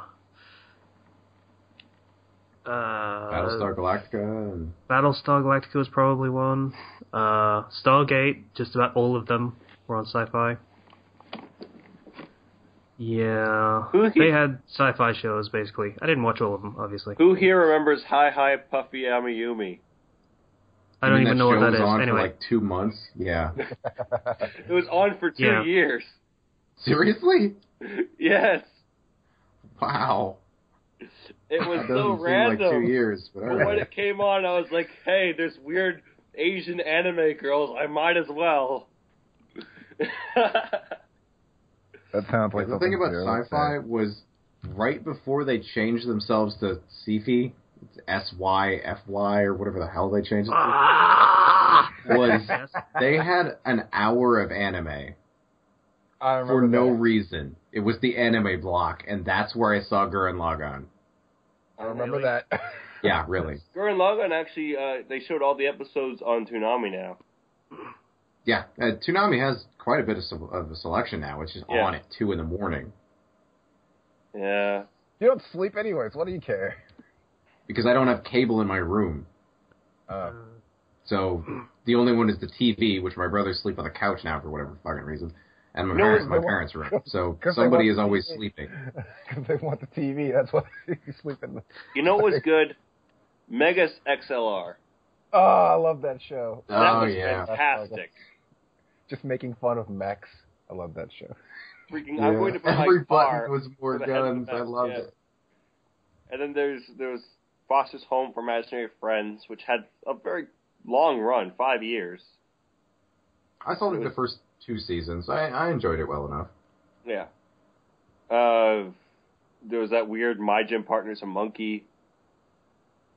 I don't even know what Sci-Fi has on it now anymore because all I know is they have wrestling because I watch wrestling, so I know that it has wrestling. I don't know what else it has other than wrestling and B-grade movies plus That's Sharknado. all they have. They're sci-fi original movies, which is keyword for shit.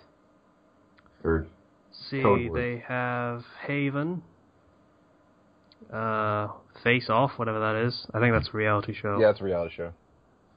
Battlestar Galactica reruns. Sharktopus versus Super Gator or some random movie of the week shit. I'm going to Google that and see if that's actually a thing. Broadcast on Sci-Fi. Here we go. I would not be Lost surprised Girl, if that was it. What was Continuum, Defiance, that MMO game is Defiance. Yeah. Yeah. There is a Sharktopus movie. Sharktopus. Yes. Sharktopus versus Terracuda. Yes. We need to watch that.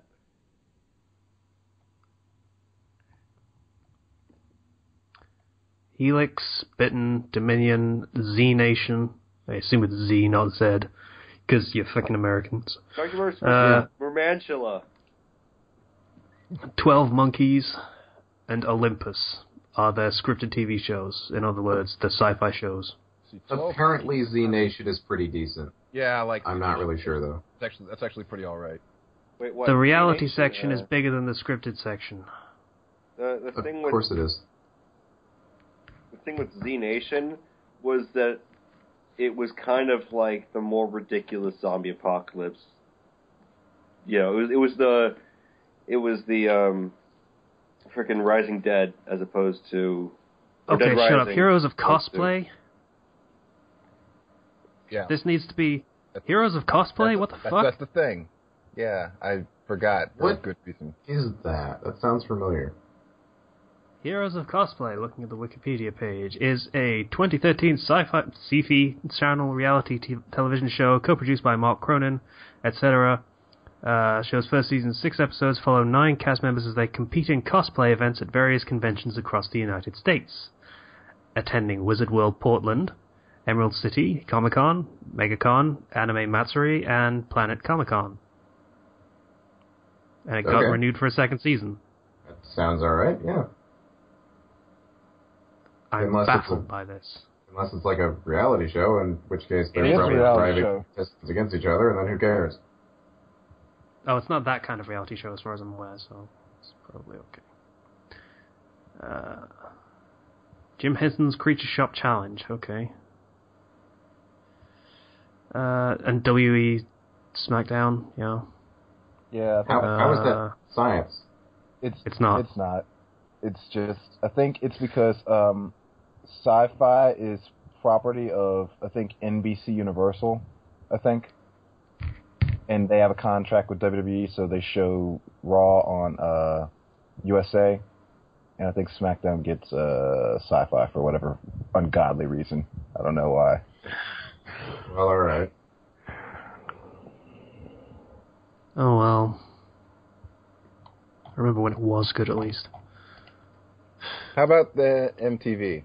That's serious. MTV? Oh, yeah. Used to show it doesn't even stand for anything anymore. It's just MTV. Used to show videos, now it just shows 16 and pregnant. And other things, but mostly 16 and pregnant. And those Paris Hilton shows a while ago, and My Super Sweet 16, and all that crap. And 16 and pregnant. That too. How did they get enough viewers to keep that channel going? In fairness, it probably gets more viewers than constant music videos. Well, I say that, but I want to watch when I watch TV, every time there was an ad break, I would switch over to the music channels. Every single time. I like constant music videos. There's nothing wrong with that. Yeah. Yeah, MTV2 kept doing that for a lot longer than MTV did, but eventually they succumbed as well. Yeah, MTV2 actually did have some good shows on it, though. Yeah. Even the British version did. For some reason, quality or something, or like when I was a freshman in college, I would keep my TV on MTV2 all day because apparently all it fucking did was play Rob and Big reruns over and over again. Oh, and it had Celebrity Deathmatch on it. It was great. It was so good seeing like Plasticine Eminem get his head bashed in and such things. It was great. And Daria was on MTV2 for whatever reason. And they would play. I should probably at least watch a few episodes of that. I've never seen it. I would watch. It's very dry. I would watch Beavis and Butthead video just for when they made fun of videos. Just when they made. Yeah. Good times. I'm sure somebody probably has the compilation of entire seasons of Beavis and Butthead just on YouTube. I should probably look that up. Probably. It would not surprise me in the slightest. Anything good that ever existed is currently on YouTube. In some form. Yeah. YouTube is just your portal to nostalgia. Like, hey, remember this? It probably exists if you want to look for it. Come on. Still can't find footage of... What was it called? Kazam, I think it was. Shazam? No. Kazam? Kazam? That's a... Kablam! Yeah. That was it. Kablam. Kazam is a Shaq movie. Shaquille O'Neal movie. Yeah, it was. It wasn't. That was Shazam. No, Shazam is America's Greatest Hero or something. Right. Yeah, I forgot, because he was Kazam. He's more than he seems, and you looking at your dream. In the coffee, he was the cream. That's racist. Yeah. No, that was the rap that he did. I know it is. In the film. That he rapped. I know. Shaquille O'Neal rapped. Yes, he did. Put out an album.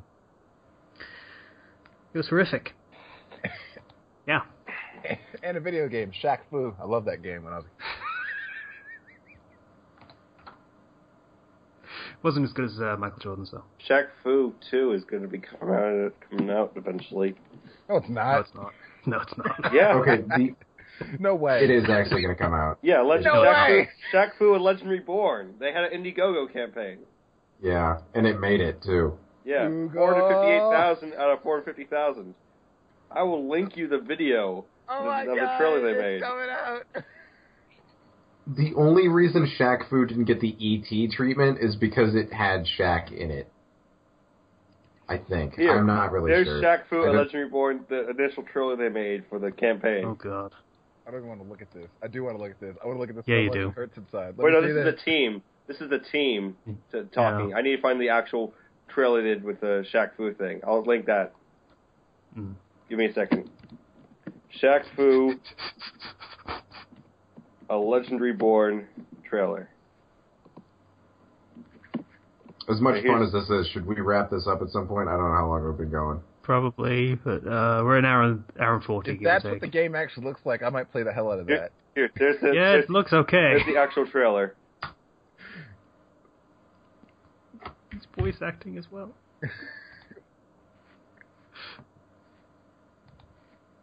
I might actually play the hell out of this. Yeah. He sure as hell flies. Yeah. Shaq Fu. I must own this. Yeah. I Shaq Daddy's gonna have whoop smash. So good. Oh, and it has ninjas. Yeah. Of course it does.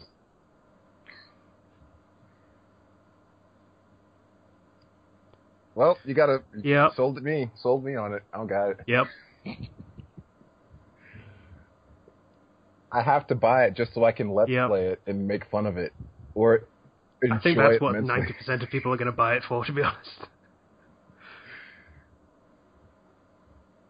That is a hell of a back, by the way. Yeah, I know, right?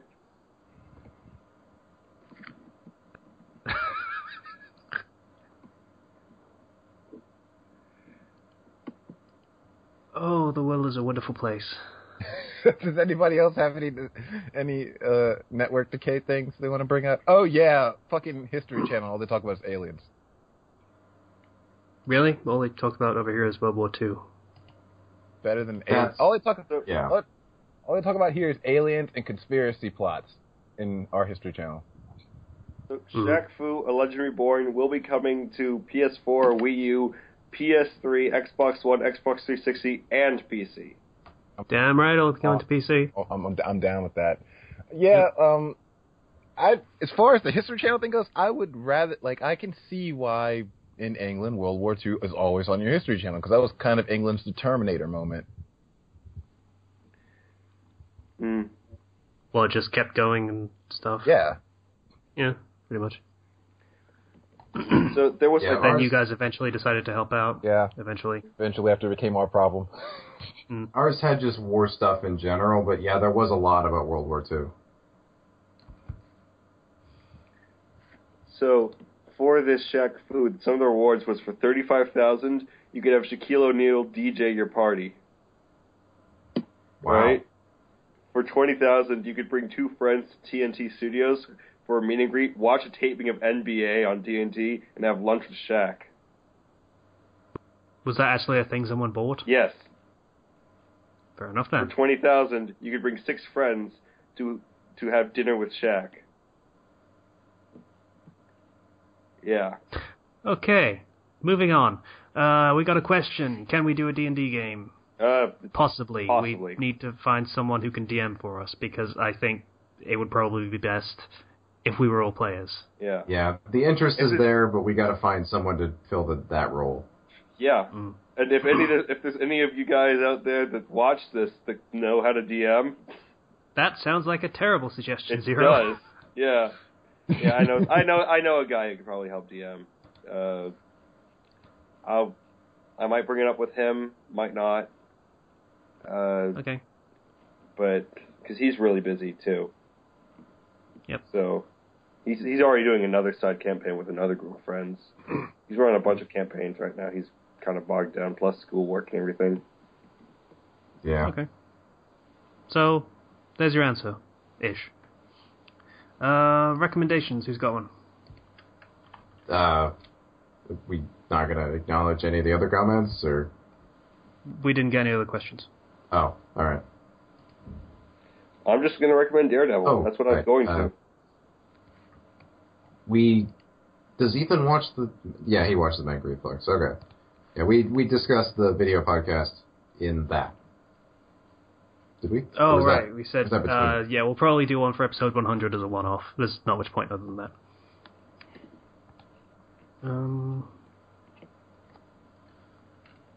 Yeah. What was it called?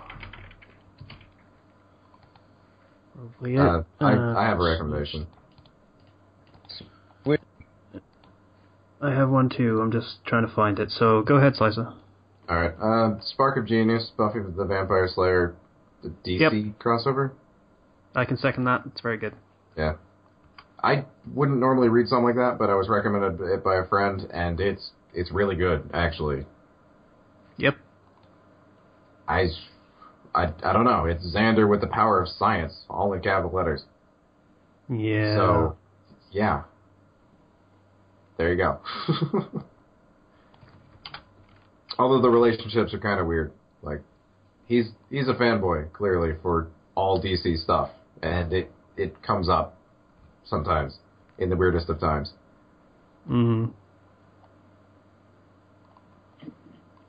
Alright, I'm trying to find it, and I'm having trouble. So if anyone wants to vamp for a while, that'd be great. Does anyone else have any recommendations? Or? Zero, get Mortal Kombat so I can whoop your ass at it. We don't need more comments. Yes, you do. Yeah, we do. Comments for what? Oh, that's why I can't find it. I'm an idiot. I didn't sort it. Yeah. Oh. Sorting by update. Yeah, Kenji, like I said before, if you want to buy me a game, I will face or fight you in it. Until then, I'm not using 1 cent on a fighting game. I am terrible at them, and there's no point. Well, we do have Dive Kick, me and Slicer do. True. I need to reinstall it, but yeah. Found it. Woo. Okay. This is called Ash's Adventure with Lots of Women. Yay! That's already a winner of a title. This is like something I would recommend as a joke. That's great. That's the thing. It is a joke. It's a parody. So it's basically a parody of every Pokemon stereotype fic. So you have Ash is the chosen one, has to learn Aura, and he gets chosen by Arceus, and is like, hey, you need to, save the world or something, possibly. So I'm going to give you fucking superpowers to do it. Oh, and also you're going to meet every companion who's a girl that you ever had in the next, 5 minutes. And they're all going to want to have sex with you. And you have to marry 2 of them. Also a Pokemon. Probably Latias. Definitely Latias. Why Latias? Because there was a weird thing that they did in the film that had Latias, I think. Then again, there was the Malouetta, I think, that was pretty affectionate with him. I never saw that. And the Chikorita. Yeah. The anime got a little bit weird sometimes. Yeah, and it eventually goes into the betrayal fic thing. Of course. It's just twice. Does Arceus betray him? No, hang on. It's Professor Oak. He betrays him. I kind of want to read this now, because it sounds hilarious. Alright, here it is. Alright, the marriage ceremony will soon begin, Arceus said. Suggest you choose your wives soon. Not so fast, said a familiar male voice behind them. They all turned around. It was Brock, accompanied by Silan, Drew, Gary, Max, Tracy, and Iris. So it's all... Okay. Alright. Brock, accompanied by Silan, Drew, Gary, Max, Tracy, and Iris, Arceus said. What do you do here? Well, me and accompanying parties have something important to say to Ash, Brock said. Ash, Iris said, you need to give up on your dreams of becoming a Pokemon master. Wait, why? Ash said. You just aren't good enough, Drew said. You'll never be able to reach your dream of becoming the best. Yeah, all the odds are against you. You won't make it, said Kalim. The fuck? Also, something food pun. I'm confused, said Ash. Just confused? Asked Brock. Don't you feel betrayed, like you lost something and must spend a lifetime making up for it? No. Don't you get it, Ash? Iris screamed. We're betraying you. We came all the way out here from all around the world just to turn our backs on you. I don't see how this is a betrayal, Ash said. You're just telling me I can't do something when I clearly can. Heck, it won't even be hard. I have a god for a Pokemon. But you'll know you'll fail, Brock said. I don't see how I can even fail. I've been given so much power. Pikachu is a god, my maximum number of Pokemon was increased on a whim, and the author, Arceus, will just keep giving me advantages over everything even when I can do everything with ease. Don't worry, Ash, Arceus said. I will support you in all your times of need, as I always have. Just proving that point. I love this. This is... I don't normally read parody fics because I cannot take anything seriously for days afterward, but I need to read this. It's pretty good, yeah. And then after this whole thing is done, he started one where he has created the son of Ash, apparently, who, once again, I forget what he has to do. But it's Chosen One stuff again, only he has to have sex with a lot of Pokemon or something. Save the world again, only with furries. Save the world with your penis, apparently. As long as it's hilarious, I don't care. Yeah. So I wouldn't care either way, but the funniness just please. adds to it. Does this go in the pantheon with Gurren Jesus and Loving Bad for Good? I don't think it's in the same category. Those I don't think were parodies. This one explicitly is. So. No, I love this. The summary: Ash is given special gifts as Darcy's journey. Ash X harem smart Ash with exclamation marks. Powerful Ash, older Ash, womanizer Ash, darker Ash, aura Ash, shirtless Ash, legendary Pikachu, more than 6 Pokemon Ash. Cynthia Lagia Cherries, cheerleaders married on Serena female gym leaders. Part 2, Next Generation OC also gets a hair with humans and Pokemon. SYOC, note, this is a parody. I'm still stuck on shirtless Ash. That was in the description.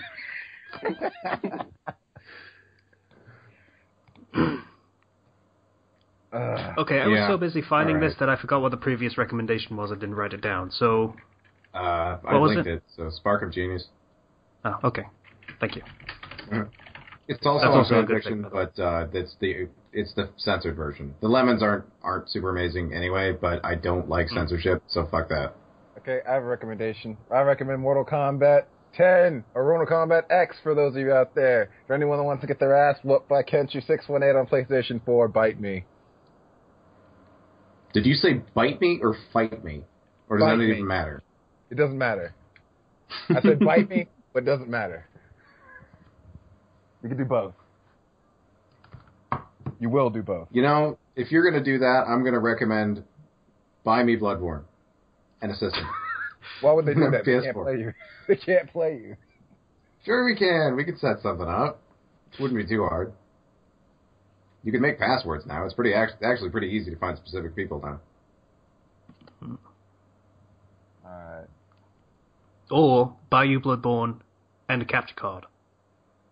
That would work too. Although I'd need to buy the system myself, which would take months. Oh yeah. Buy you Bloodborne, a capture card, and the system. There you go. Or just buy you Bloodborne and the system, and then you could upload it to Twitch.